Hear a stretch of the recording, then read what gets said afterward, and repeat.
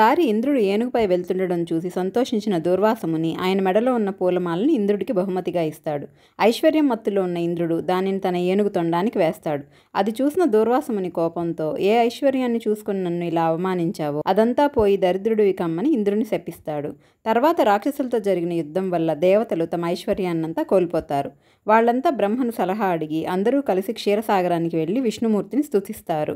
1000 సూర్యుల వెలుగుతో ప్రత్యక్షమైన విష్ణువు రాక్షసులతో సంధి చేసుకుని వాళ్ళు అడిగినవి వారికిచ్చి, నా సహాయంతో క్షీరసాగరాన్ని చిలికి అమృతాన్ని పొందమని చెప్తాడు. చిలికేటప్పుడు బయటకు వచ్చే వాటికి భయం కానీ ఆశ కానీ పడవద్దని, లోభము క్రోధము లేకుండా ఈ పనిని పూర్తి చేయమని విష్ణుమూర్తి అంటారు. దేవతలు సరేనని ఒప్పుకొని రాక్షసరాజైన బలిచక్రవర్తి దగ్గరకు వెళ్ళి యుద్ధాలు చేయకుండా సంధి చేసుకుని అమృతాన్ని తెద్దామని చెప్పగా బలిచక్రవర్తి దానికి ఒప్పుకుంటాడు. దేవతలు రాక్షసులు ఎవరికి వారు ఇంకొకరికి చెందకుండా తామే అమృతాన్ని పొందాలని అనుకుంటారు.